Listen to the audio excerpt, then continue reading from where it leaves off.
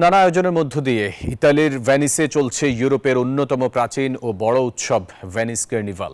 14 ফেব্রুয়ারি শুরু হওয়া এই কার্নিভাল চলবে আজকে পর্যন্ত।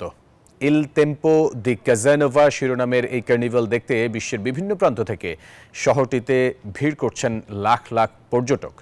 এই আনন্দ উৎসবে জড়ো হন প্রবাসীরাও। এতে ইউরোপের আনন্দের নগরীতে পরিণত হয়েছে শহরটি। 1162 সালে আকুইলা যুদ্ধ জিতে ভেনিসের প্রাণকেন্দ্র সেন্ট মার্ক স্কোয়ারে বিজয় উল্লাসে মেতেছিল ইতালিবাসী। সেই থেকে প্রতি বছর নানা আয়োজনে কার্নিভালটি উদযাপিত হয়।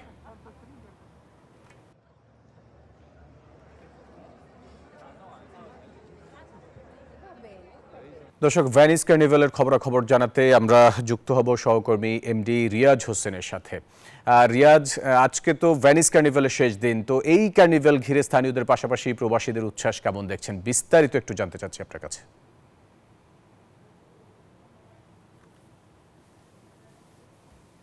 এক বছর যখন উৎসবটি শেষ হয়, পরের বছরের অপেক্ষায় থাকে এখানকার নাগরিক সহ প্রবাসী বাংলাদেশিরা। কারণ হচ্ছে এই উৎসবটি ঘিরে যেরকম এখানকার নাগরিকরা, খ্রিস্টান ধর্মাবলম্বী দেশের নাগরিকরা যেভাবে সাজ রব অর্থাৎ সারা শরীরে পোশাকে বিভিন্ন সাজে তারা সজ্জিত হন, আর তাদের বাচ্চাদেরকে বিভিন্ন পোশাকে, রং বেরঙের পোশাকে তারা সাজিয়ে এই উৎসবে অংশগ্রহণ করেন। এই উৎসব ঘিরে র্যালি অনুষ্ঠিত হয় এবং বিশেষ করে ইতালির ভেনিসে কিন্তু এই উৎসব ঘিরে ব্যাপক আয়োজন করা হয়ে থাকে।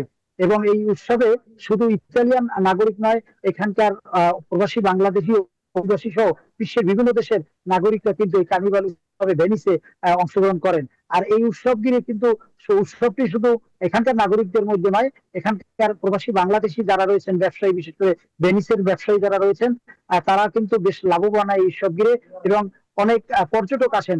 এবং শীতের প্রায় শেষ, অর্থাৎ এই মার্চ মাসে এখন বর্তমানে যে আবহাওয়া, সেই আবহাওয়ার কারণে কিন্তু কার্নিভাল উৎসবে ব্যাপক নাগরিকরা, বিভিন্ন দেশের নাগরিকরা অংশগ্রহণ করেন। আর এখানকার এই কার্নিভাল উৎসব ঘিরে শুধুমাত্র এখানকার ভেনিসের বা ইতালির নয়, অন্যান্য দেশের যেসব নাগরিক আসেন, বিশেষ করে এখানকার স্কুলের ছাত্রছাত্রী বা বিভিন্ন স্কুলে তারা পরিবার সহ অংশগ্রহণ করেন। আর এই অংশগ্রহণ ঘিরে কার্নিভাল উৎসবকে ঘিরে ভেনিসের যেসব ব্যবসায়ী রয়েছে তারা অধিক লাভবান হয়েছে এবং এই লাভের যে অংশ, বিশেষ বড় একটি অংশ কিন্তু বাংলাদেশে রেমিটেন্স হিসেবে প্রেরণ করে।